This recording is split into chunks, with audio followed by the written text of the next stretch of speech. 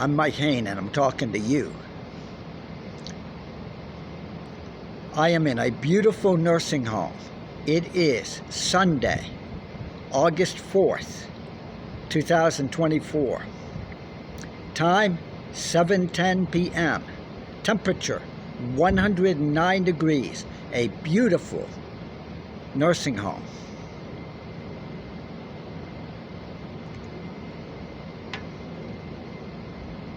In Las Vegas, Nevada, age 70. I consider this because I was a confirmed Catholic in 1967 at the age of 13 in New York, Hudson Valley. I consider this to be a reward. I have followed the religion. I have never hurt anyone. I've never stolen from a friend. I don't betray friends. And I got many stories. When I was 15 in Houston in 1969, I was a shoplifter.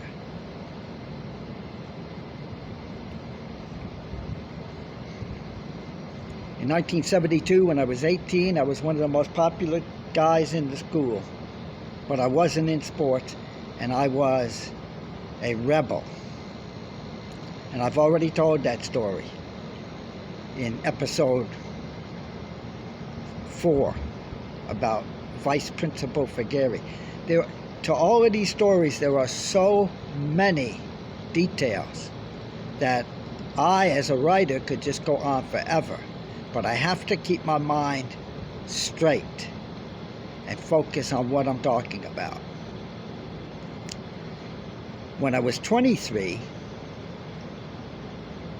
I was completely what they call saved by the Houston Police Department and the Southern Baptist Church in Houston, Texas. I was dunked under the water as a Baptist, even though I was already a Catholic. And my Catholic name is Mike Rogers. I have an FBI file that begins in 1981 in Texas, and it's in the first couple of months. The answers came to me in old age when I prayed. Last September of 2023, in the most horrible mobile home, over 55 community where we rented rooms are just the sickest, worst conditions. And that's what I'm writing about in some of my stories now. If you bring homeless people in, you're going to quickly find out why they're homeless to begin with. And I was in pain and crippled, and I prayed, and the answer came to me. It was the FBI, 1981, a profiler of me as a man who had punched a prostitute. And I told that in one of the earlier episodes of this series, Talking to You by Mike Hayne.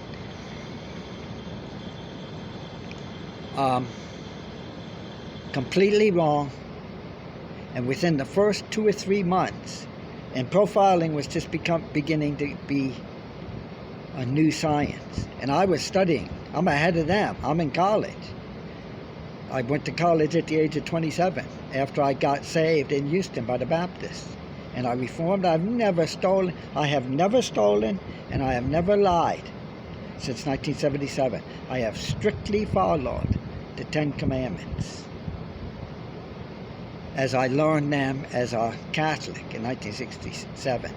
So, the profilers are wrong. Even parts of what they say, it gets demented, and it's hard to keep focused when you got this kind of boot smashing down on your face, as George Orwell described it in 1984.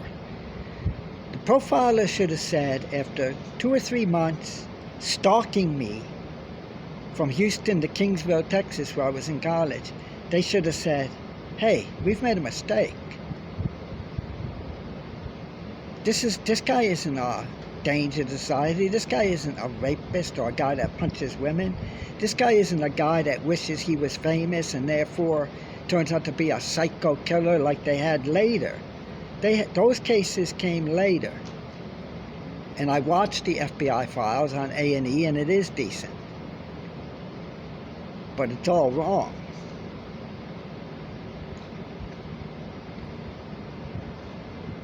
So, in episode 1, I told the story of the brothel in Houston, across the street from Cameron Iron Works, the people that make the tanks for the Vietnam War. 1977 was when I was there, and the dilapidated old apartment complex and the brothel, human trafficking of Mexicans from the border, indentured servitude of the Mexicans. You owe us $500, now you're going to get $2. Now you'll get $2 for cleaning one Shell Plaza, and we'll get $15 from Welsh Help for every hour you work cleaning the building.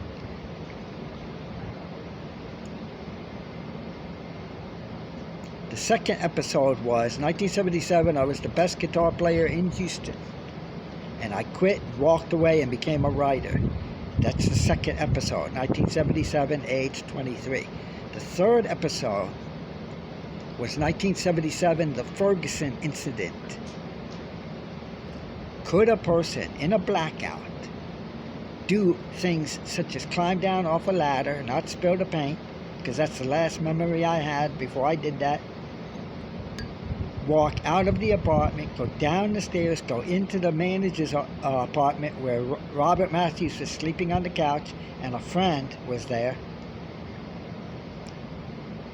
and wake up and I'm fighting with Matthews. And the guy said, I walked in and said, why do you want to fight? And then started hitting him while he was taking a nap on the couch. So these episodes have been told. And then,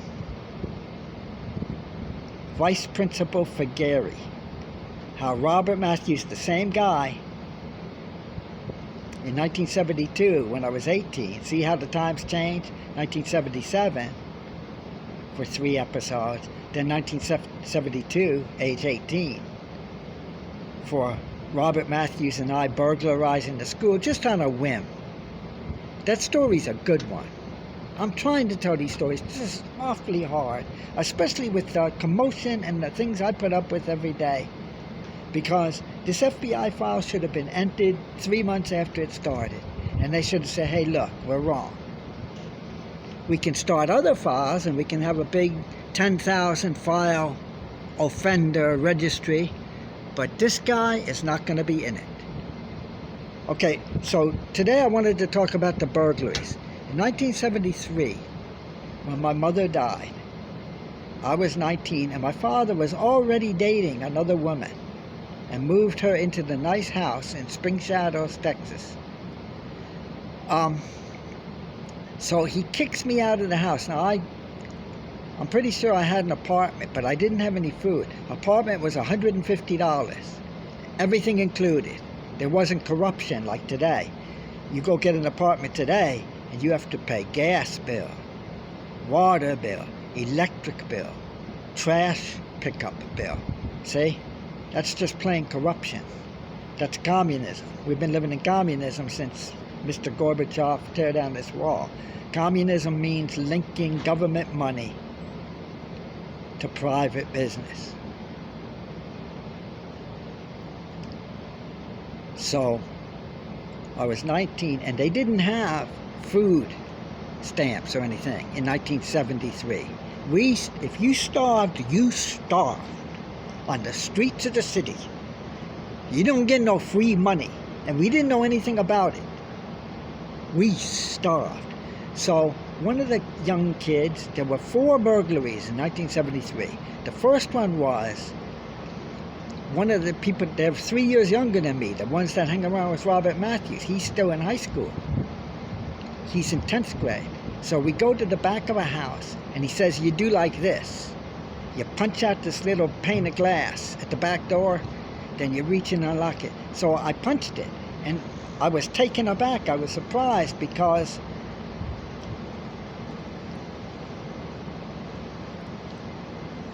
the glass broke. So We went into that house, and I think we went to the refrigerator. We didn't steal anything. I think we got food and made a sandwich or something out of the refrigerator. Nothing stolen in that house. That was the first burglary. The second one was sort of like a weird, we were on LSD, we were on drugs, we were drinking beer like crazy, and we went to a townhouse across the street from Springwoods High School. I found out later Pam, the girl that I loved but I never talked to because I was too shy, she lived there.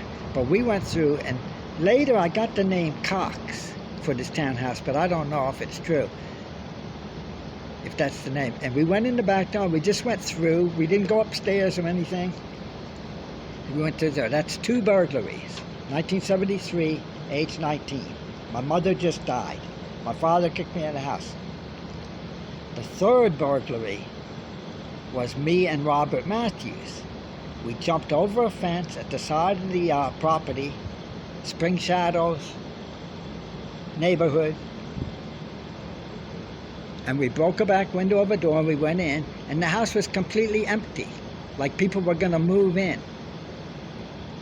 So he went to a back bedroom, and I went to, all brand new. Went to a cabinet in the middle bedroom, which would have been a child's bedroom, and I found the only thing in the whole house, an 1886 silver dollar in the type of paper folder that such a thing has when it's valuable.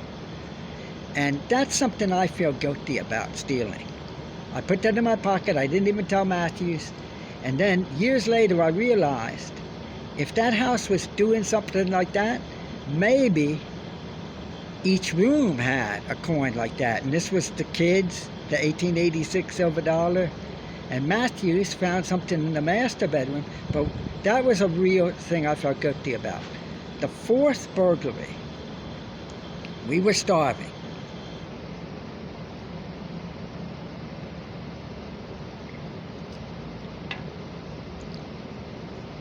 And it was the middle of the day. Me and another person named Johnny, and they actually called him Johnny Junkie. So we go to the front door of a nice, beautiful suburban house, and we ring the doorbell, we knock on the doorbell, and nobody answers. So we go around back, do the same thing again, punch in the window or the back door, open it, and go in. And we run around the house. This was 3 days of starving. This was really hurting.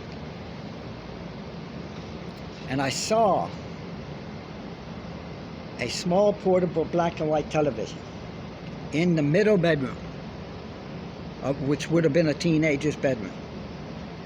And I carried it out, and we carried it back to where we were staying in an apartment complex a couple of miles away, and we sold it for $50. Then we went to Dairy Queen, someplace, and ate. Me and Johnny Junkie. And as we were coming out of the house, are you ready? You want to know the truth? Want to hear it? 1973, Houston, I'm 19, me and Johnny Junkie starving on the streets of Houston. We burglarize a house.